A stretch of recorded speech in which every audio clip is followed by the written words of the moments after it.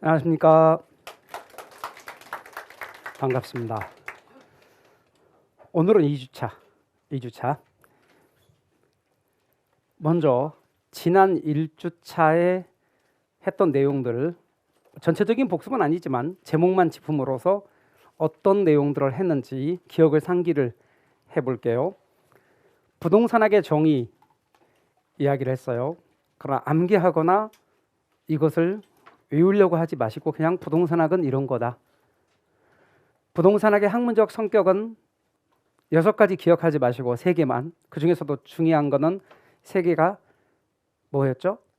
사회과학, 그 다음에 응용과학, 그 다음에 종합과학, 이렇게 3개를 아시면 된다고 말씀드렸고, 부동산학은 복합 개념의 측면에서 접근하는데, 복합 개념이란 법경기, 법률적 측면, 경제적 측면, 기술적 측면을 함께 고려하는 걸 복합 개념. 부동산학의 접근 방법은 책에 7개 소개하고 있으나 기억할 거 없고 2개만. 우리나라 부동산학을 짧은 기간에 종합한 종합식 접근 방법과 인간은 합리적인 존재이며 자기 이윤 극대화를 목표로 행동한다는 의사결정 접근 방법 2개만 아시면 된다 그랬고, 부동산 활동의 일반 원칙 또는 부동산학의 일반 원칙은 능환경, 능률성의 원칙, 안전성의 원칙, 경제성의 원칙. 그 중에 소유활동과 거래활동으로 구분하여 접근하는 건 능률성의 원칙. 소유활동의 능률화와 거래활동의 능률화. 그 다음에 안전성의 원칙은 복합개념의 안전성을 강조한다는 것, 법률적, 경제적, 기술적 안전성을 강조한다는 것. 능률성의 원칙과 안전성의 원칙은 상충관계를 가지기 쉬우니 조화를 꾀해야 된다는 것.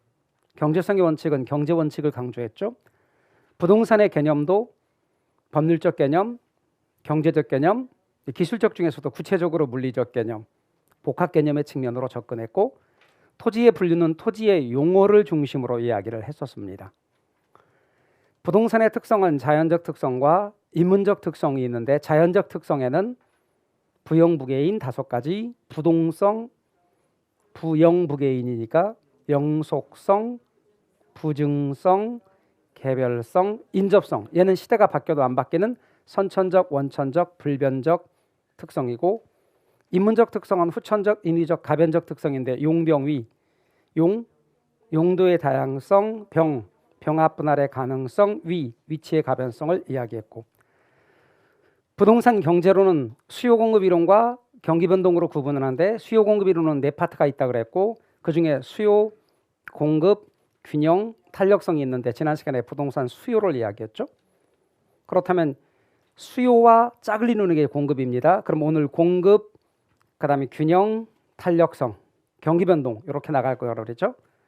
그럼 이제 수요가 사는 쪽이라면 공급은 파는 쪽. 지난 시간에 수요까지 하고 오늘 공급으로 들어가면서 수요를 다시 한번 점검한다고 말씀드렸습니다. 그래서 오늘은 부동산의 공급, 그 다음에 부동산 그 공급과 관련해서 공급 곡선, 여기가 이제 공급, 그 다음에 균형 가격과 균형 거래량의 결정, 시장 균형의 변동, 여기가 균형, 수요의 가격 탄력성과 함께 공급의 가격 탄력성을 같이 할 거고, 수요 소득 탄력성, 교차 탄력성, 이렇게 탄력성, 그리고 경기 변동까지 나가게 됩니다. 제가 말씀드리기를 기본 이론을 공부하실 때 누차 말씀드렸습니다. 우리 기초 과정을 하고 기본 과정을 하는데 갑자기 기본 과정에서 레벨을 확 올려버리면 공부하기가 버거워요.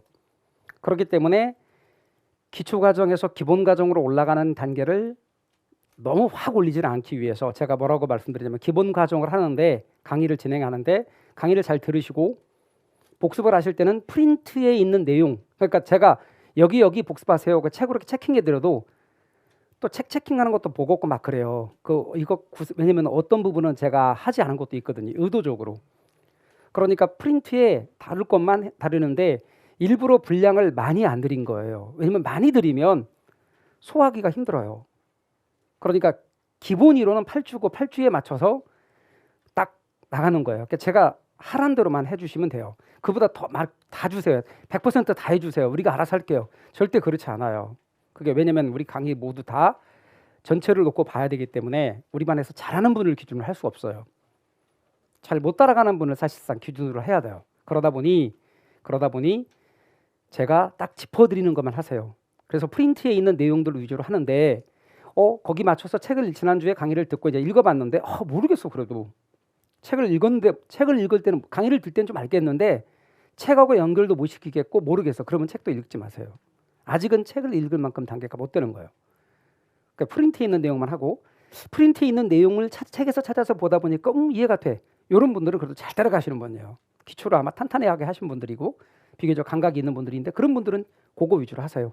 근데 제가 꼭 부탁드리는 건 프린트를 무시하고 책을 읽잖아요. 그럼 제가 강의 안 나간 걸 해요. 그래서 제가 딱 지켜봤죠. 역시 똑같아요. 작년이나 재작년이나 매년 똑같이 나온 것처럼 강의에서 다뤄드리지 않은 걸 질문을 해요. 몇 번을 봐도 모르겠어요. 모르지. 그러니까 하지 말라는 거야. 강의도 안 나왔잖아 아직. 예를 들면 제일 마지막에 했던 수요에서 지난 시간에 수요 부분에서 수요를 증가시키는 요인 책의 보조단에 있는 게 프린트는 없거든. 그럼 프린트에 없는 거는 하지 말라는 거예요. 제 말 이해가 되셨죠? 거기서 대체재 가격 상승은 수요 증가 요인이지만 대체 수요 감소는 안 했거든 강의에서. 보완재 가격 하락은 수요 증가 요인이지만 보완재 수요 증가는 수요 증가 요인이지만 안 했거든. 근데 안 한 거를 다 책에서 있는 걸 찾아보다 보니까 어렵게 느껴져요. 안 한 이유가 있어요. 왜? 봐봐요. 우리가 근데 10개가 있어. 10개 중에서 예를 들어서 10 중에 한 8, 9에 해당되는 잘 나오는 비중이 있는 것과 가끔 나오는 10년에 한 번 나오는 지난 10년 동안 한 번 나왔던 것이 있어요. 그럼 이 두 가지를 동시에 같이 공부를 하면 다 알면 좋은데 이 두 가지를 비중 있게 같이 공부하면 헷갈려요. 그러면 저 얘기는 뭐냐면 기본 과정에서는 10년 동안 7, 8번 나오는 중요한 건 하자 이거죠. 그리고 한두 번 나오는 거는 심화해 하자는 거예요. 요거 먼저 잡아놓고. 그러니까 오늘 제가 좀 이따가 공급에서 대체재 보완재 할 거거든요. 근데 설명은 드려. 그렇지만 뭐라고 말하냐면 수요에서 대체재 보완재가 훨씬 중요하거든요. 그러니까 그걸 하고 공급은 반대로 기억해라 이렇게 말해요. 그리고 이건 하지 마라 그래. 대체재 보완재 공급에서는. 뭐가 될 때까지? 수요에서 대체재 보완재 될 때까지. 두 개를 다 잡으려고 하면 좋은데 이게 헷갈리는 두 개를 공부하면 헷갈려요. 그러니까 여러분이 공부하는 법이 제가 말씀드린 것처럼 뭐를 하라? 프린트에 있는 내용만 하라. 자, 강의 잘 듣고 지금 강의는 잘 들으세요. 제가 일부러 강의하면서 책 찾아보겠습니다. 이렇게 자꾸 하면 강의가 깨져. 나 집중도가 깨진다고 들을 때. 그러니까 쭉 제가 페이지 말하면서 강의를 먼저 진행할 거예요. 그럼 잘 들으시고 나중에 복습하실 때 프린트에 있는 내용하고 차고하고 매치시켜서 보니까 이해도가 되게 높아졌어. 잘 따라갈 수 있겠어. 책에 있는 프린트에 있는 내용만 복습했더니 분량도 적고 복습도 되게 쉽게 할 수 있어요. 2시간 만에 다 했어요. 그럼 잘하는 건데 책을 보니까 모르겠어. 그럼 책도 보지 마. 3월 달에 심화 때 제가 어떻게 할 거냐면 책의 밑줄도 체킹해드리고 요걸 하세요라고 말해드릴 거라고. 그때는 책을 읽으시라고요. 거기에 맞춰서. 지금 책에 밑줄이 있기는 하지만 형광펜으로 제가 해놨거든요. 있지만 그래도 심화에 가서는 더 자세히 제가 체킹해 드릴 거예요. 아직은 그렇게 할 수 없어요. 지금은 책 다 밑줄 긋고 이렇게 하면 따라가지를 못해요. 제 말 이해가 되셨죠? 네, 꼭 그렇게 복습도 하시고 잘 여러분이 소화하시면 좋겠습니다. 자, 이제 그럼 오늘 내용 나가보죠. 제가 수요가 사는 쪽, 그러면 공급은 무슨 쪽이랬죠? 파는 쪽. 자, 책 99쪽을 열어보세요. 우리 책 99쪽, 99페이지를 열어보세요. 그러면 99페이지를 열어보시면 거기에 공급에 관한 얘기 나오죠. 자, 부동산의 공급입니다. 그럼 공급은 무슨 쪽이랬죠? 파는 쪽. 짝을 맞추면 돼요.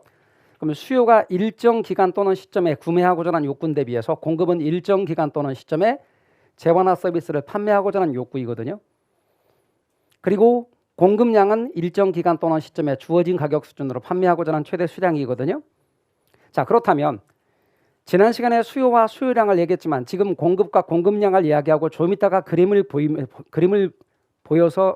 통해서 수요와 수요량의 개념, 공급과 공급량의 개념을 다시 한번 정리하고 갈 겁니다. 일단 공급의 개념과 공급량의 개념이 이렇습니다. 자, 그다음 유량 개념 먼저 짚읍시다. 자, 유량이라는 게 기간을 명시했을 때 명확해지는 개념이랬죠. 그리고 저량은 시점을 명시했을 때 명확해지는 개념이랬죠. 그러면 신규 주택 공급량 이렇게 한답시다. 그럼 주택은 짓는데 시간이 걸리잖아요. 그럼 아파트를 짓는데 2년 걸린다고 해봐요. 아파트를 지어서 공급한다. 그 말은 2년 동안 지어서 공급하는 거예요. 근데 아파트 지어서 공급할 양이 많지 않으면 예를 들어서 100채만 지어서 공급한다. 그러면 2년이면 충분하다. 그런데 그게 아니고 5,000채를 공급해야 된다. 그럼 2년 가지고 안 된다. 중요한 건 이번에 새로 공급한 아파트는 어쨌거나 시간이 걸리는 거다. 그러니까 뭐다? 신규 주택 공급량은 유량이다. 근데 기존 주택 공급량은 과거에서부터 지금까지 이미 지었던 그래서 현재 있는 아파트를 내다 파는 거다. 그럼 갑돌이가 지금 어떤 집에 살고 있는데 이사 갈 거예요. 그러면 내놓겠죠. 집을 내놓을 거 아닙니까? 그럼 그 사람도 공급자야. 그런데 이사 가려는 그 집에서는 사겠죠. 그 동네에서는 살 거 아니에요. 거기서는 수요자예요. 그러니까 갑이란 사람은 집을 살 때는 수요자지만 집을 팔 때는 공급자가 되는 거예요. 기존 주택을 파는 사람도 뭐다? 공급자예요. 그러면 기존 주택의 공급량은 뭐다? 이미 만들어져 있던 양이기 때문에 절약 개념이다. 그러면 현재 시장에 존재하는 양이에요. 그게 뭐다? 절약의 공급량이에요. 그런데 이게 착각을 하고 혼동을 하면 얼마만큼까지 착각을 하는 줄 아세요? 기존 주택 양도 그러면 그동안에 만들었으니까 그동안이니까 유량 아닌가요? 이런다니까. 그러니까 초점이 뭔지를 모르는 거예요. 다시 한번 말씀드리지만 기존이란 건 뭐냐면 지금 봤을 때 이미 있는 거라고요. 지금 현재 이미 있는 걸 뭐라고 한다? 기존이라 그래.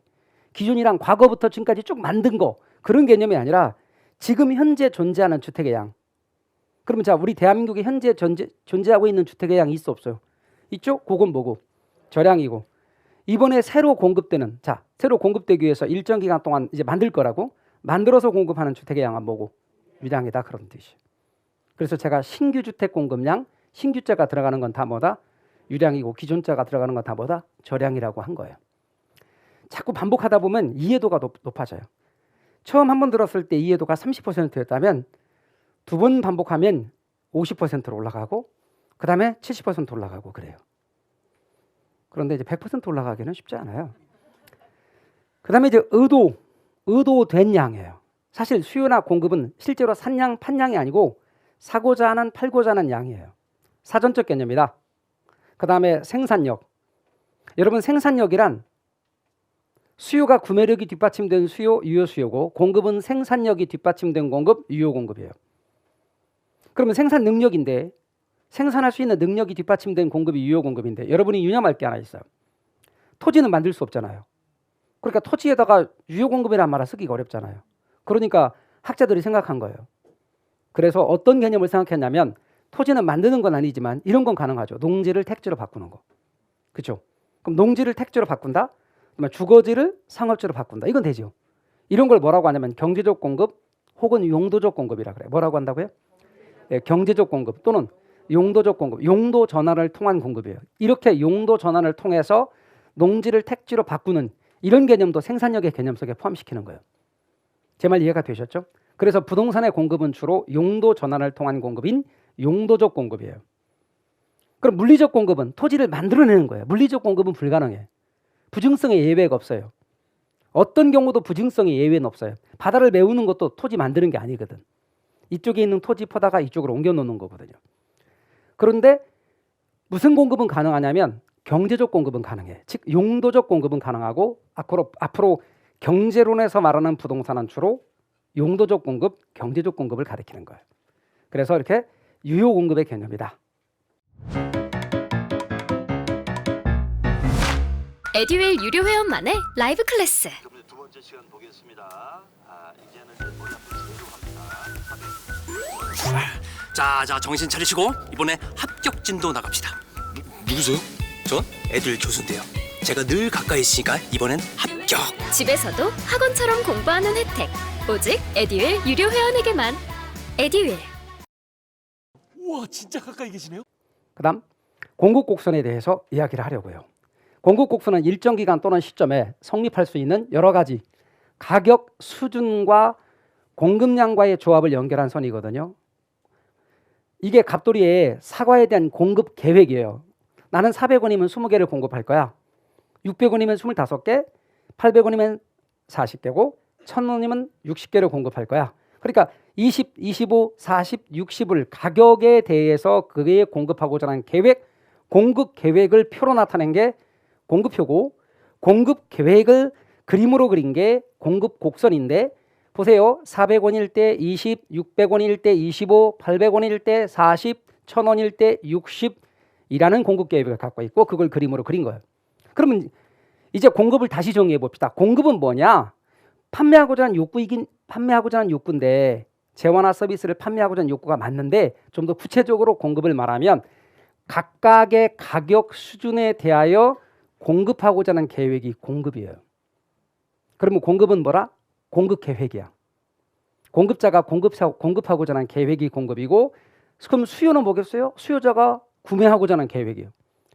수요의 개념 정의는 일정 기간 또는 시점에 구매하고자 하는 욕구인데, 좀 더 구체적으로 말하면 수요란 소비자 갑돌이가 구매하고자 하는 계획, 공급이란 공급자인 갑돌이가 판매하고자 하는 계획, 공급 계획을 가리키는 거예요. 제 말 이해가 되셨어요? 다시 한 번 말합니다. 공급은 뭐라고요? 공급 계획을 말하는 거다. 그럼 수요는 뭐다? 수요 계획을 말하는 거다. 전반적인 가격이 있어요. 각각의 가격이 있어요. 이 가격에 대하여 판매하고자 하는 계획 혹은 공급하고자 하는 계획, 이게 바로 공급이고, 그럼 구매하고자 하는 계획, 그게 바로 수요입니다. 그러면 수요량과 공급량은 뭐냐? 콕 찍어서 어느 하나의 가격 600원. 만약에 600원일 때는 구체적으로 판매하고자 하는 양이 25개. 그럼 만약에 400원이면 콕 찍어서 20개가 되는 거죠.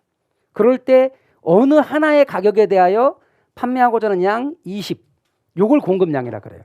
어느 하나의 가격에 대해 판매하고자 하는 구체적인 양 25. 요걸 공급량이라 그래요. 그러면 수요량도 마찬가지예요. 수요는 구매 계획인데 어느 하나의 가격에 대하여 구매하고자 하는 구체적인 양 500원일 때 30개를 사겠다. 그러면 그 500원일 때 30개라고 하는 구체적인 양을 수요량이라 그래요. 구매하고자 하는 구체적인 양, 판매하고자 하는 구체적인 양, 요거는 공급량. 그렇다면 이 공급 곡선의 모양은 그릴 때 이렇게 그리지 않고 여기서부터 이렇게 그리거든요. 그럼 어떻게 생겼어요? 그렇죠. 우상향하는 곡선이 되어지는 거예요. 이 그림은 우상향하는 곡선이에요. 그림이 그릴 때 이렇게 우상향하는 곡선이에요. 그리고 공급 곡선에 대응하는 가격이니까 이게 가격인데, 공급에 대응하는 가격이니까 얘를 무슨 가격이라 부르면 될 것 같아요? 공급 가격이라 그래요. 그럼 공급 가격에 대응해서 이 양을 무슨 양이라 한다 했어요? 공급량이라 그러는 거예요. 그래서 여러분께서 유념할 것은 수요가 뭡니까? 그러면 구매하고자 하는 계획을 말하는 거고, 공급이 그럼 뭡니까? 판매하고자 하는 계획을 가리키는 거다. 수요자가 구매하고자 하는 계획은 수요, 공급자가 판매하고자 하는 계획은 공급. 그러면 수요량은 어느 한 가격에 대하여 구체적인 구매하고자 하는 양, 공급량은 어느 한 가격에 대하여 구체적인 판매하고자 하는 양. 말뜻 이해가 되셨죠? 그래요. 그래서 여러분께서는 공급 곡선이 어떻게 생겼습니까? 우상향 곡선인데, 우상향하는 이 곡선의 모양은 가격과 공급량의 비례관계를 담고 있어요. 가격과 공급량의 비례관계, 공급의 법칙에 대해 설명드립니다. 가격이 단위당 가격, 하나당 가격입니다. 사과 하나의 가격이 상승하면 사과의 공급량은 증가하고, 가격이 올라가면 많이 파는 게 좋지. 그 다음에 사과 하나의 가격이 하락하면 공급량은 감소하고, 가격이 올라가면 공급량이 늘고, 가격이 떨어지면 공급량이 주는 관계, 그걸 뭐라고 한다? 공급의 법칙이라 그래요. 이때 여러분이 유념할 게 하나 있어요. 여러분이 객관식 시험 문제를 풀면서 이제 또 하나 짚을 것이 뭐냐면, 자연과학의 법칙과 사회과학의 법칙이 다르다는 사실을 아셔야 돼요. 자연과학의 법칙은 이런 거예요. 자, 우리나라에서 이 겨울 지나면 반드시 봄이 온다. 이게 맞아요, 틀려요? 맞죠? 다시 제가 이렇게 말합시다. 이 겨울이 지나면 반드시 항상 꼭 언제나 봄이 온다. 맞아요, 틀려요? 맞죠? 예외가 없죠? 그래서 자연과학의 법칙은 확실성의 법칙이고 인과 필연의 법칙이에요. 그러나 자연과학의 법칙 말고 사회과학의 법칙은 달라요. 사회과학의 법칙은 대부분이 그러한 거고 몇 가지 그러지 않는 것도 있어요. 그러니까 100가지 중에서 96가지나 7가지가 그래. 근데 서너 가지는 그러지 않을 수도 있어요. 가격이 올라가면 공급량이 늘어요. 가격이 올라가면 공급량이 느는데 반드시 느는 게 아니라 가격이 올라가는데 공급량이 주는 경우도 있어요. 지난 시간에 수요 법칙에서 가격이 올라가면 수요량이 준다 그랬죠. 그죠? 가격이 올라가면 조금밖에 안 살라고 그럴 거 아니에요. 줄 거 아니에요. 가격이 떨어지면 수요량이 는다 그랬죠. 근데 반드시 그런 게 아니고, 사람들 앞에 과시하고 싶은 것들, 내가 그걸 샀다 그러면서 제가 어떤 이야기도 했었죠. 뭐 무슨 백도 얘기했잖아요. 그런 건 남들 앞에 과시할 수 있으니까 오히려 비쌀수록 살 수도 있다. 그런 건 뭐다? 예외. 대부분이 그러함을 원칙, 법칙이라 그러고 한두 가지를 예외라 그러는 거예요. 봐요, 여러분. 제가 이런다고 합시다. 자, 가격이 올라가면 수요량이 대부분 줄지만 가격이 올라가면 수요량이 느는 것도 있으니까 만약에 이럴 수도 있고 저럴 수도 있다고 해봅시다. 자, 가격이 올라가면 어떻게 되나요? 수요량이 줄 수도 있지만 늘 수도 있어요. 만약에 이런다 합시다. 그래요? 그럼 가격이 떨어지면 어떻게 되나요? 수요량이 늘 수도 있고 줄 수도 있고요. 올라가면요, 늘 수도 있고 줄 수도 있고요. 떨어지면요, 늘 수도 있고 줄 수도 있고요. 그럼 무슨 이론을 전개시켜 나갑니까? 이럴 수도 있고 저럴 수도 있는데. 가격이 올라가면 공급량은요, 늘 수도 있고 줄 수도 있고요. 그럼 떨어지면요, 늘 수도 있고 줄 수도 있어요. 그러면 이론을 전개시켜 나갈 수 없잖아요, 사회과학자들이. 그래서 대부분이 그러한 걸 뭐라고 하고 법칙, 원칙 이렇게 말해요. 한두 가지 그러지 않는 건 예외 이렇게 말하는 거예요. 그럼 우리가 말할 때 원칙을 말하는 거예요. 가격이 올라가면 수요량이 준다. 맞아, 틀려. 가격이 올라가면 수요량이 준다. 맞아, 틀려. 맞아, 그걸 수요 법칙이라 그래. 가격이 올라가면 공급량이 는다. 맞아, 그 공급 법칙이라 그래. 그런데 그게 맞다 그러면 뭐라고 말하냐면 그렇지 않는 것도 있잖아요. 이렇게 말하면 그분은 사회과학을 공부하는 방법론을 너무 몰라. 봐봐요. 아까 그랬죠. 100가지 중에서 96가지나 7가지가 그러함이죠. 근데 한두 가지 예외를 들면서 그렇지 않는 것도 있잖아요. 이렇게 말하는 거예요.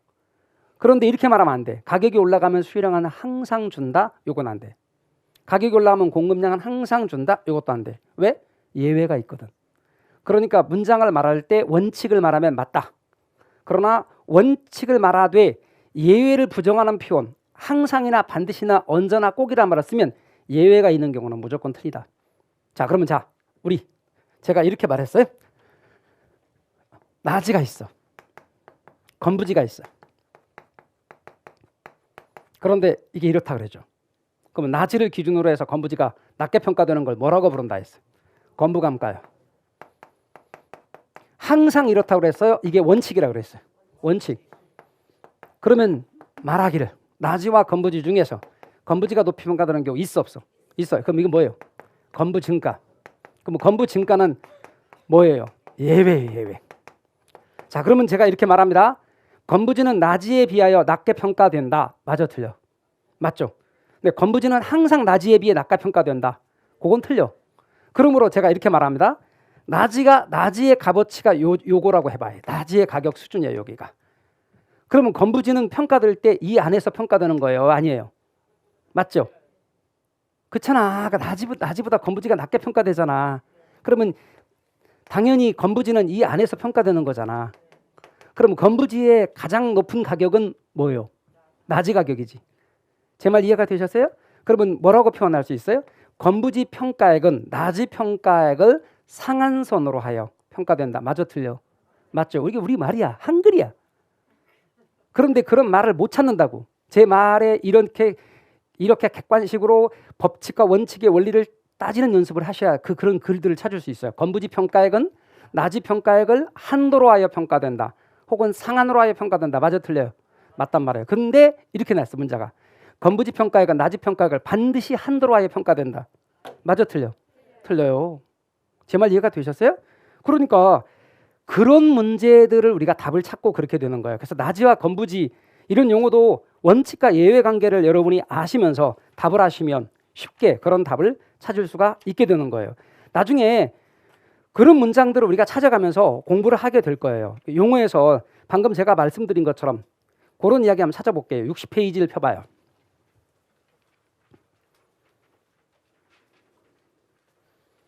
60페이지 펴보시면 왼쪽 아래 OX 확인 문제가 있어요. 건부지란 찾으셨습니까?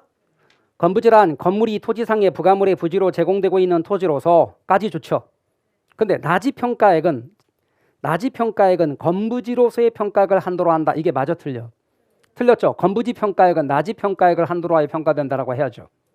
맞아요? 제가 지금 뭐라고 그랬어요? 건부지는 나지 평가액 범위 안에서 한도로 해서 평가된다 그랬죠. 그게 원칙이야. 그래서 밑에 해설에 뭐라고 돼 있어요? 건부지 평가액은 나지로서의 평가액을 한도로 한다. 이렇게 돼 있죠. 그러면 그 말이 뭔 말인지 와닿죠, 이제? 이렇게.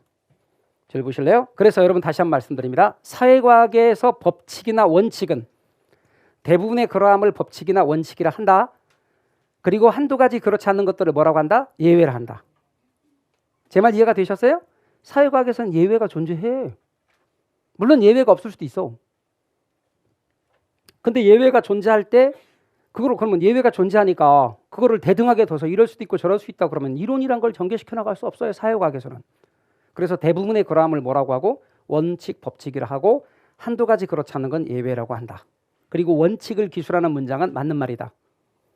그러나 한 가지라도 예외가 있을 때 항상이란 말씀은 안 된다. 근데 만약에 문장에서 전혀 예외가 없어. 언제나 그러해. 왜냐면 그 자체가 정의거나 이럴 때 그럴 땐 항상이란 말 쓸 수 있어요.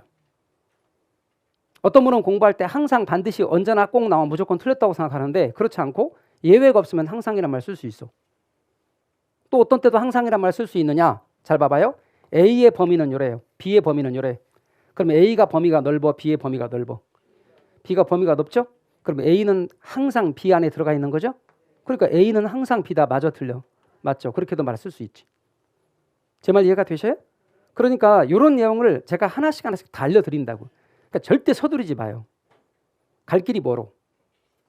그리고 제가 설명을 이렇게 드린다고 그래서 여러분이 자 이제 드디어 딱 개안한 것처럼 쫙 보이느냐? 그럼 얼마나 좋겠어요. 저는 준비가 돼 있다고. 실망하지 않을 준비. 열심히 설명드렸지만 다음번에 또 모르고 그러면 또 모르고 또 모르고 계속 그러거든요. 진짜 많이 반복하셔야 돼요. 반복이 기적을 만든다는 거 잊지 마세요. 반복이 기적을 만드는데 반복을 하면 지겹고 지쳐요. 그러니까 반복에 지치지 않는 게 중요해요.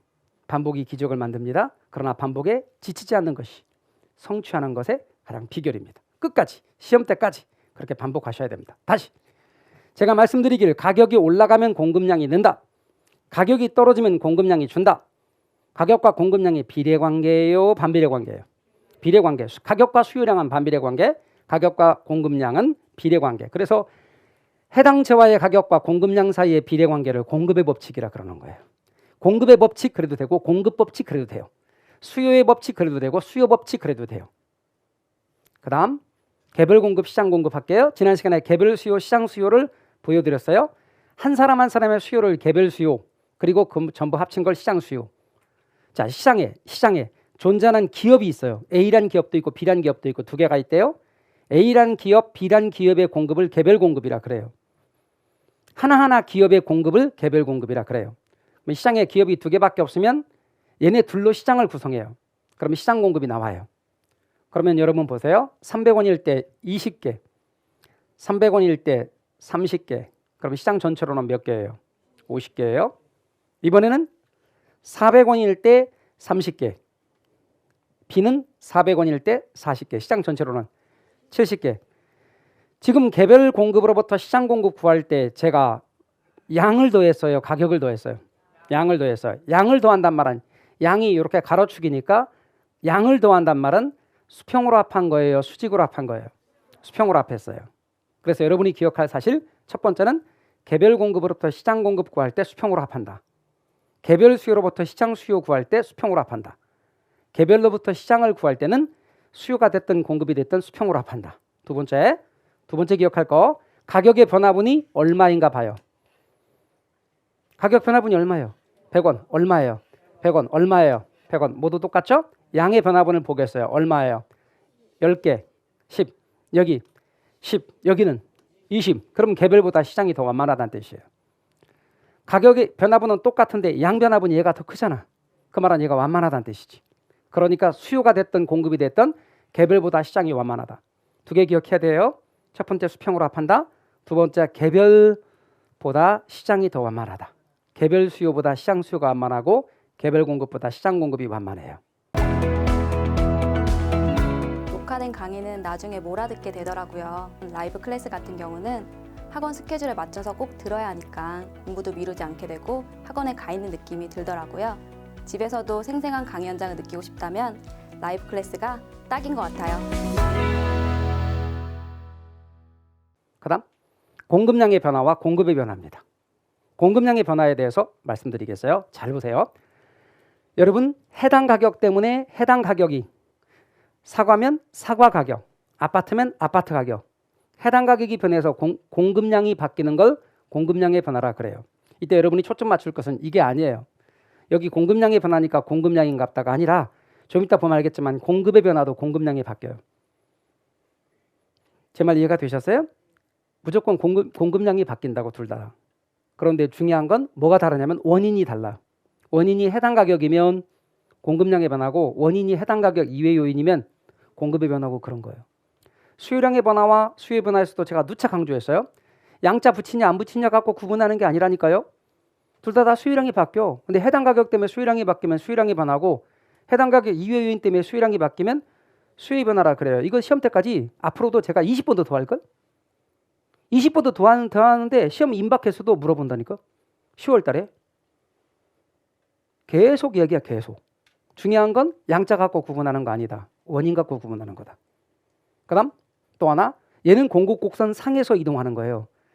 곡선 상에서 이동한단 말이나 곡선 상의 이동이나 곡선 상의 점의 이동이나 그냥 상관없어. 꼭 점의 이동이라 해야 되는 거 아니에요. 곡선 상에서 이동해. 뭐가? 대응점이. 그래서 곡선 상의 점의 이동 그래도 되고 곡선 상의 이동 그래도 되고. 자 봐요. 잘 봐요.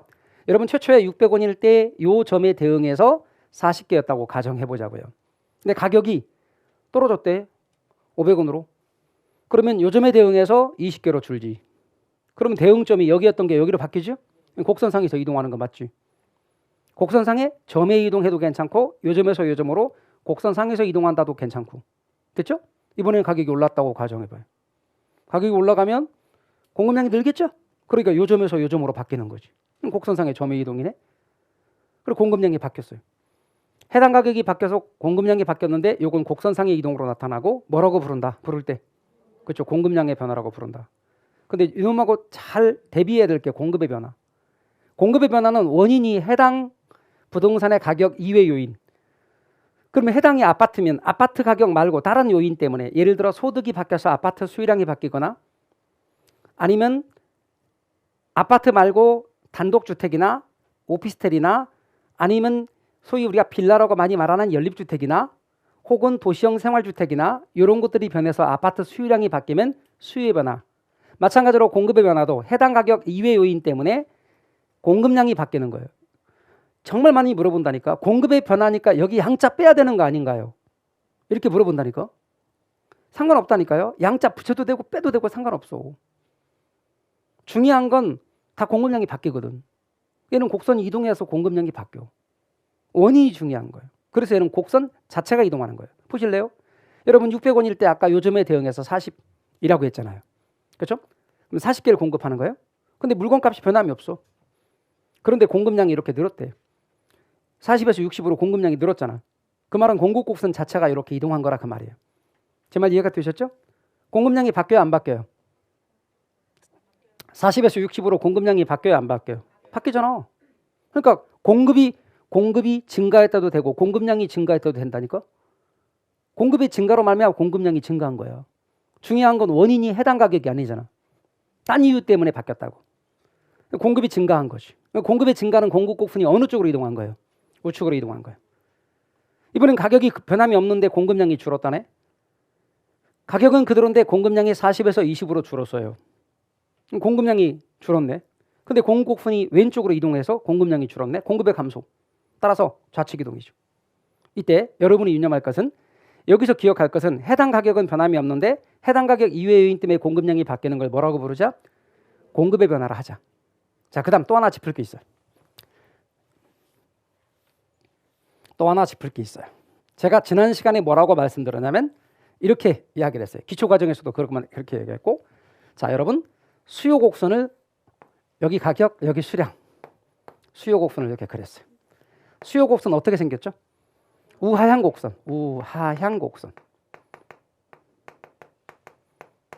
수요 곡선은 우하향 곡선이에요. 이렇게 우하향 곡선. 공급 곡선 그려볼게요. 여기 가격, 여기 수량, 공급 곡선 이렇게 그렸습니다. 공급 곡선 어떻게 생겼죠? 우상향 곡선, 우상향하는 곡선. 여러분이 잊지 말 것은 간혹가다 묻기를 이렇게 묻는 분이 있어요. 이거 우하향 곡선이 이렇게 하지 않고 하우향 곡선 이러면 안 됩니까? 하우 하면 안 됩니까? 그러더라고. 우하 하지 말고 하우 안 돼. 이것도 우상 이렇게 안 하고 상우 그러면 안 됩니까? 안 돼. 상우 안 돼. 왜요? 동양의 사고에서 읽는 건 좌우가 먼저예요. 좌우 상하 그래. 상하 좌우 아니에요. 좌우 상하야. 그리고 읽을 때 좌에서 우로 읽어. 언제나. 그러니까 이렇게 읽는다고. 이렇게 읽어. 저 왼손잡이인데요. 관계없어. 읽을 때 이렇게 읽어. 그래서 뭐냐면 어느 방향을 향해 있다? 우. 이것도 우. 그다음에 상하를 읽는 거예요. 이거 아래 방향이야, 윗 방향이야? 아래. 따라서 우하. 요거는 우상. 향이 뭐다? 그쪽을 향해 있다. 그다음 또 하나 이동입니다. 잘 봐요. 증가하는 걸 볼게요. 요거 수요 증가. 요거 공급 증가. 그럴 때 증가는 이렇게 이동한 거예요. 양이 증가했으니까. 그러니까 뭐예요? 우측 이동 그랬죠? 우측 이동 그랬는데 이게 우측 이동만 있는 건 사실 아니에요. 우측 이동 오른쪽을 향해서 이동한 거거든. 우측 이동, 오른쪽 이동이라는 뜻이죠. 우측 이동. 그래서 제가 우측으로 이동했다 이렇게 했단 말이에요. 근데 말이죠. 이 우측 이동이 중요하긴 한데 이렇게 될 수 있어요. 이게 수요 곡선이 사실상 앞으로 더 공부하면 뭘 나타내냐면 효용을 나타내는 편익 곡선이고 공급 곡선은 비용 곡선이에요. 그러면 효용이 뭐냐? 내 만족이고 그 만족을 돈으로 표시한 게 편익이에요. 그래서 이쪽에 단위가 뭐야? 이쪽에 단위가 뭐겠어? 예? 이게 P가 가격이거든. 그럼 가격의 단위가 뭐냐고? 그 원이야. 그러니까 편익이나 비용은 단위가 원으로 표시가 돼. 근데 비용이나 편익이 증가했단 말은 이게 이렇게 이동한 거야. 그러니까 다시 말해요. 봐봐요. 요거 봐봐요. 요거. 방금 같이 이렇게 만약에 이동했다. 그 사람의 편익이 증가했다고 가정해봐요. 그러면 요거는 뭐다? 증가 이동을 우측 이동도 되지만 위로 이동도 되니까 뭐라고 말할 수 있다? 우상향 이동이라 그래요. 됐나요? 그런데 요거는 증가가 오른쪽으로 이동한 것도 되지만 어디로 이동한 것도 되냐면 이렇게 이동한 것도 되거든. 그러니까 공급의 증가를 뭐라고 말하냐면 이렇게 말을 해. 우하향 이동이라고 그래요. 그래서 여러분이 유념을 하실 것이 수요의 증가는 어느 쪽 이동이고 우상향 이동이고 공급의 증가는 우하향 이동이고. 이해가셔요? 그런데 처음부터 아까 것과 같이 이야기하면 막 사람들이 헷갈려요. 봐요. 수요 곡선의 모양은 우하향하는 모양이고 증가는 우상향으로 이동합니다. 공급 곡선은 우상향 모양이고 증가는 우하향으로 이동합니다. 그럼 감소는 좌상향으로 이동합니다. 감소는 좌하향으로 이동합니다. 너무 헷갈려요. 그런다고. 그런데 그게 부동산학 개론이냐고. 부동산학 개론 아니에요. 뭐가 헷갈리는 거야? 좌우 상하가 헷갈리고 있는 거야. 그러니까 그걸 지금 안 하는 거예요. 제가. 지금 안 하고 계속 여러분이 뭐 잡힐 때까지 우측 이동, 좌측 이동 잡힐 때까지 우상향 이동, 우하향 이동을 안 하고 있는 중이야. 왜? 공인중개사 시험에서 우측 이동, 좌측 이동이 10중에서 10번 나온다면 8번, 9번 나왔고 우상향 이동, 좌상향 이동 이런 거는 시험에 한두 번 나왔고. 자, 그러면 봐봐요. 시험에 10번 중에서 8번, 9번 나온 것과 한두 번 나온 것을 대등하게 놓고 하라고? 그러지 말자고요. 대부분 시험에 나온 걸 먼저 하자고요. 그리고 한두 개 나온 것들은 이제 정리가 된 다음에, 정리가 잡힌 다음에 그때 하자고요. 제 말 이해가 되세요? 제가 다 설명드렸는데 다 이해가 되면 좋아. 한 번 듣고 다 이해하고 안 까먹으면 정말 좋아. 그런 분을 기준으로 강의하자고요? 안 돼요. 저부터 그렇게 못해. 저부터가 한 번 듣고 이해 못하고 다 기억 못해요. 그러니까 제가 여러분 일부러 이렇게 안 하는 거야. 나중에 요 증가는 위로 이동한 것도 되니까 우상향 이동이거든. 그럼 감소는 좌측 이동인데 아래로 이동한 것도 되거든. 그러니까 뭐라고 말하면 될 거예요?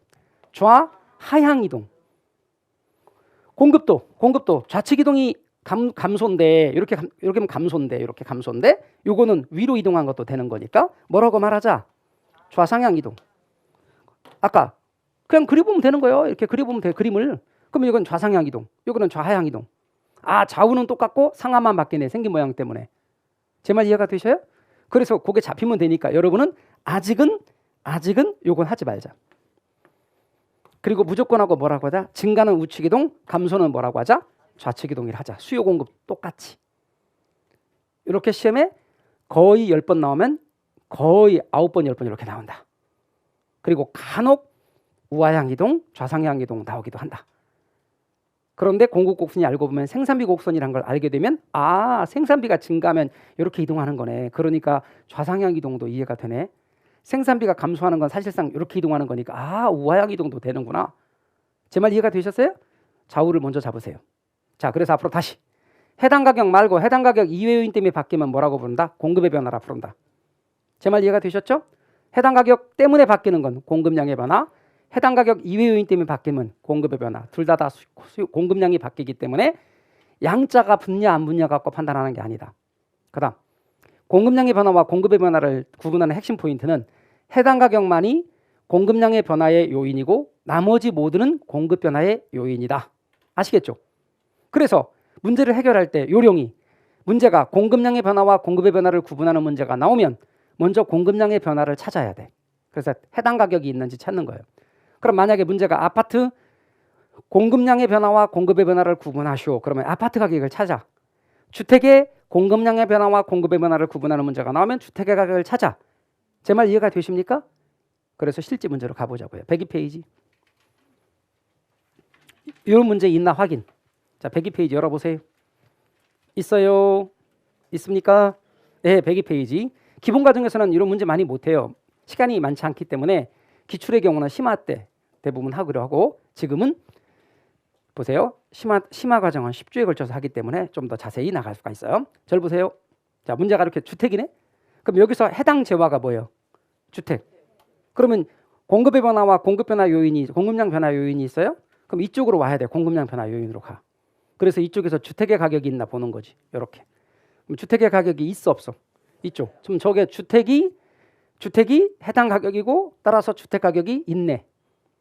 그럼 이거는 공급량의 변화가 맞죠. 그리고 이쪽을 봐. 아, 얘는 공급의 변화 요인이지. 주택 건설업체 수가 증가하면 공급량이 늘겠지. 그럼 얘는 공급 변화 요인이네. 해당 가격 이외 요인이니까 답은 1번. 되셨어요? 나머지는 전부 다 해당 가격 이외 요인이니까 공급의 변화지. 됐나요? 답 찾는 법 알아두십시오. 그다음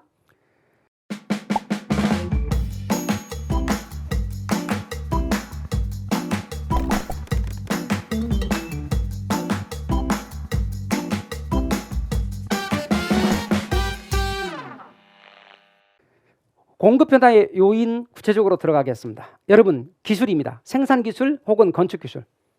아파트 건축 기술이 발전하게 되면 아파트 공급이 늘어요, 줄어요? 늘겠죠, 당연히. 공급량이 늘겠지. 그럼 공급량이 늘면 공급 곡선이 어느 쪽으로 이동한다 그랬어요? 우측 이동. 우측 이동. 나중에 이것부터 숙달하자고요. 우리 심화과정 가서야 우측 이동 또는 우하향 이동 그래도 돼. 지금은 우하향 이동 헷갈리니까 하지 말자고요. 우측 이동 먼저 하자고요. 확실하게 잡자고요, 먼저. 증가는 우측 이동. 그다음 생산 요소 가격의 변화. 자, 생산 요소 말아봐요. 생산의 3요소. 노동, 자본, 토지. 노동, 자본, 토지. 그 중에서 건축 원자재는 자본의 범위 속에 포함시키거든요. 그럼 건축 원자재 가격이 상승했다 또는 생산 요소 가격이 상승했다, 하락했다. 자, 생산 요소 가격이 하락했어. 건축 원자재 가격이 하락한 거예요. 그럼 생산비가 증가한 거예요, 감소한 거예요? 감소했죠. 생산비가 감소했죠. 그럼 공급이 늘까 줄까? 공급이 늘겠죠. 생산비가 줄었으니까 공급량이 는다. 그럼 공급 곡선이 어느 쪽으로 이동해요? 우측 이동. 이렇게. 차근차근 됐죠? 자, 그러면 생산 요소 가격이 상승하면 생산비가 올라갔어요, 떨어졌어요? 올라갔지. 생산비가 올라갔네. 생산비가 올라가면 공급량이 늘어요, 줄어요? 줄어요. 생산비가 많이 드니까. 그러면 공급 곡선은 좌측으로 이동한다. 제 말 이해가 되셨죠? 여러분, 생산비가 많이 들면 공급량이 준다, 이건 알죠? 근데 모르는 분은 심지어 이런 분도 있다니까. 생산비가 많이 들면 왜 공급량이 주나요? 어디까지 알려줘야 돼? 어디까지? 그래서 제가 그런 분들일수록 기초과정을 들으라는 거예요. 계속 3번에서 5번 감각이 익혀질 때까지. 그래서 여러분, 생산요소 가격 얘기했습니다. 그러면 또 이번에는 다른 부동산의 가격 변화를 이야기할 건데, 다른 부동산이라 하면 대체재 보완제예요. 그러면 여러분, 지난 시간에 대체재 보완제 얘기했어, 안 했어요? 했지. 제가 콜라하고 사이다를 예를 들기도 하고 아파트와 단독주택 얘기했습니다. 아파트와 단독주택이 시험에 많이 나와서 아파트와 단독주택을 얘기했을 뿐이지, 아파트와 빌라, 즉 말하자면 연립주택, 아파트와 도시형 생활주택, 대체재 관계가 될 수 있죠. 근데 공급에도 그런 게 있다는 거지. 예를 들어 볼게요. 자, X의 가격이 상승했는데 농부가 땅을 갖고 있어. 땅을 갖고 있는데 우리 강의실 크기만한 땅을 갖고 있다 이 말이에요. 땅을 얼마만큼 갖고 있냐면 이만큼 땅을 갖고 있거든. 근데 이 땅에 심을 수 있는 것을 우선 먼저 딱 콩하고 옥수수 이 두 가지를 심을 수 있다고 가정해봐요. 두 가지만 가정하자고요. 여러 가지를 가정하면 헷갈리니까. 자, 두 가지가 있어. 근데 X가 콩이래. 근데 그제 콩 가격이 올랐어. 옥수 가격은 변함이 없고. 그러면 이 농부는 이 땅에 옥수수를 많이 심을까? 콩을 많이 심을까? 콩을 많이 심겠죠. 그 말은 콩의 공급량이 는다는 뜻이지. 그럼 콩의 공급량이 증가했어요? 그럼 옥수수의 공급량은 줄겠지. 어떤 질문 나온지 아십니까? 콩의 공급량도 늘리면 되고 옥수수도 공급량 늘리면 더 유리하지 않을까요? 그러는 거예요. 그래서 제가 어디다가 심는데 그건 내가 알 게 뭐예요? 그러더라고. 다시 한번 말합니다. 이 사람은 땅 이만큼밖에 안 갖고 있어요? 그러면 여기서 옥수수 심으면 콩 공급량이 줄고 콩 심으면 옥수수 공급량이 줄고 뭔 말인지 아셨죠? 그러니까 콩의 공급량을 늘렸네? 그럼 옥수수의 공급량이 줄겠지. 이게 뭐다? 대체제, 생산의 대체제 관계. 그러면 옥수수 공급량이 줄었어? 그러면 옥수수의 공급 곡선은 좌측으로 이동하겠지. 그렇죠? 자, 우리 다시 아파트래. 그럼 아파트 가격이 올랐어. 그러면 그 주어진 땅에 아파트를 지으면 딴 걸 못 짓죠. 그럼 아파트의 공급량이 늘겠지. 그 대신 연립주택이나 혹은 빌라나 우리가 보통 말하는 빌라라고 표현도 되게 괜찮고 단독주택도 좋고 도시형 생활주택도 좋겠죠. 그게 아파트 가격이 올라면 아파트 공급량이 늘면서 연립주택의 공급량이 준다 그 말입니다. 아파트 가격이 하락하면 아파트의 공급량이 줄면서 대신 연립주택의 공급량이 는다. 뭔 말인지 아시겠죠? 그렇게 할 수 있습니다. 그래서 공급 곡선은 보세요. 콩의 가격이 상승하면 콩의 공급이 늘면서 옥수수의 공급량이 줄기 때문에 공급 곡선이 좌측으로 이동했습니다. 그런데 수요에서는 제가 이랬거든요. 수요에서는 자, 아파트 가격이 올라갔어요. 아파트의 공급량이 늘어요. 연립주택의 공급량이 주는 관계. 근데 수요에서 콜라 가격이 올랐어. 그럼 콜라의 수요량이 줄고 사이다 수요가 늘거든. 콜라 가격과 사이다 수요량이 같은 방향이었는데 공급에서는 보세요. 아파트 가격이 올라갈 때 연립주택의 공급량이 줄었거든. 반대 방향이야. 자, 헷갈릴까 안 헷갈릴까? 100% 헷갈립니다.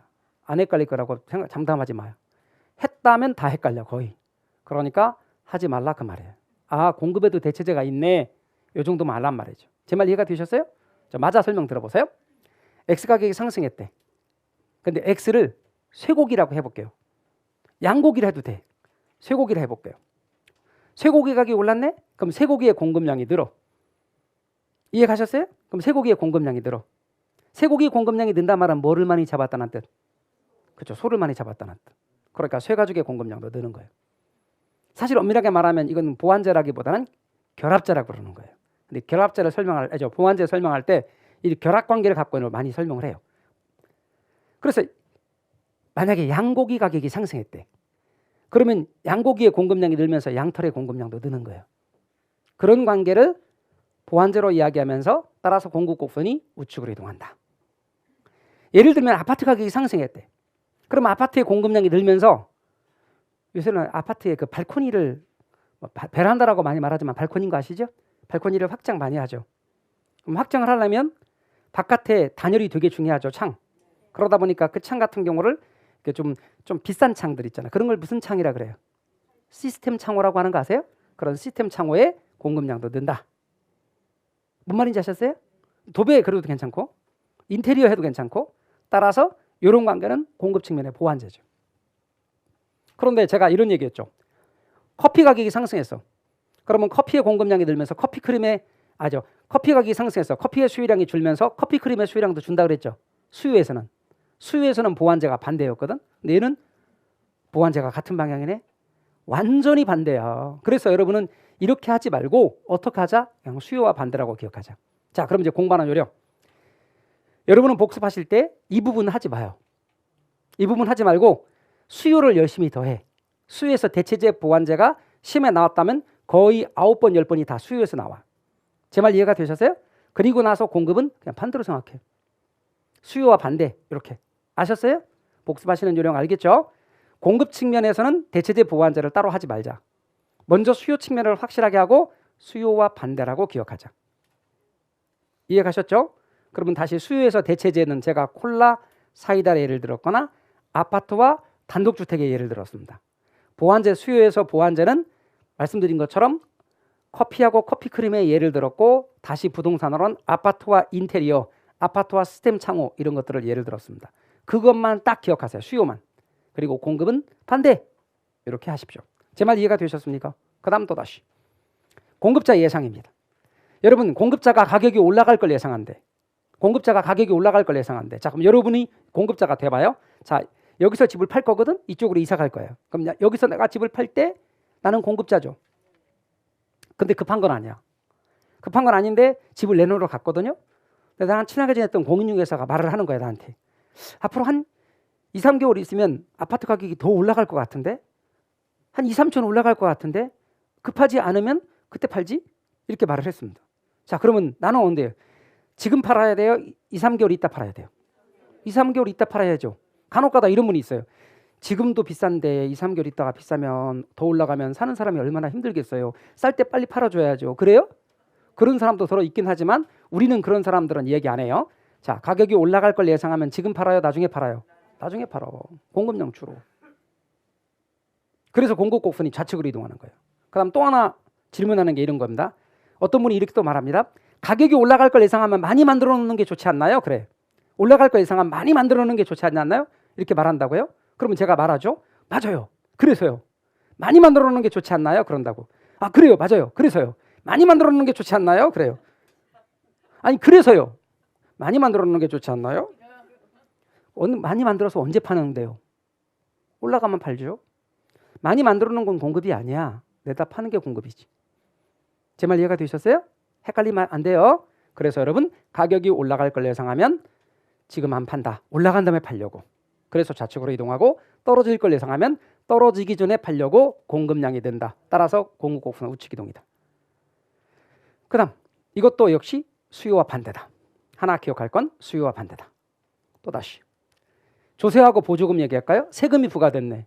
자 여러분 세금은 사람들이 세금을 부과받는 사람들은 세금을 뭐로 받아들일까? 1번 비용의 증가로 받아들인다. 2번 기쁨으로 받아들인다. 비용의 증가로 받아들여요. 언제나 세금은 비용이에요. 아무리 세법 선생님이 세금을 고상하게 설명한다 할지라도 세금은 본질적으로 부과받는 사람한테는 다 비용이에요. 따라서 여러분 생산비가 증가한 거로 받아들인다. 그럼 세금이 부과되면 생산비가 증가한 것이니 공급량 늘까 줄까? 줄겠지 당연히. 공급량이 줄어요. 제 말 이해가 되십니까? 공급량이 줄고 공급 곡선은 좌측으로 이동해요. 보조금 줬대. 정부가 보조금을 주면 그만큼 비용이 어떻게 돼? 절감된 거예요. 그럼 공급 곡선이 공급량이 늘기 때문에 우측으로 이동하는 거예요. 제 말 이해가 되셨죠? 그 다음에 대출금리. 여러분 수요에서 제가 말씀드리기를 금리가 떨어지면 돈을 많이 빌려서 부동산 살 수 있다. 구매력이 늘어서 따라서 수요가 는다 그랬죠? 공급도 마찬가지예요. 금리가 하락하면 돈 빌리는 자금 조달 비용이 절감되는 거예요. 금리가 떨어졌으니까 돈 빌리기가 쉬워졌어요. 그래서 돈을 빌려서 주택을 공급할 수 있는 거지. 부동산을 공급할 수 있는 거지. 공급량이 늘어요. 따라서 우측 이동. 금리가 올라가면 자금 조달 비용이 올라가는 거예요. 그러면 공급량이 줄어요. 따라서 공급 곡선은 좌측 이동. 가만히 보니까 수요든 공급이든 금리가 올라가면 수요량이 줄고 공급량도 주네. 금리가 낮아지면 수요량도 늘고 공급량도 느네요. 따라서 금리는 수요 공급에 다 영향을 미쳐요. 그런데 금리가 낮아지면 수요도 늘고 공급도 늘어요. 금리가 높아지면 수요도 줄고 공급도 줄어. 그래서 여러분 경기 변동을 우리 뒤쪽에서 이야기할 건데 금리가 낮아지면 수요량이 늘고 뭐라고요? 공급량도 는다. 이걸 기억하고 조금 이따 경기를 제가 이야기할 때 잘 기억해 주시면 좋겠습니다. 그 다음 또 하나. 여러분이 유념할 게 있어요. 그냥 금리라고 시험에 나오는 것과 즉 아무 말 없이 대출금리라고 나오는 것과 이 말은 다른 말이에요. 잘 봐봐요. 금리는 금리인데 이렇게 나왔어. 아파트 담보 대출 금리 혹은 주택 담보 대출 금리 이러면 수요에만 영향을 미치는 거예요. 아파트 담보 대출이나 주택 담보 대출은 공급자가 받는 게 아니야.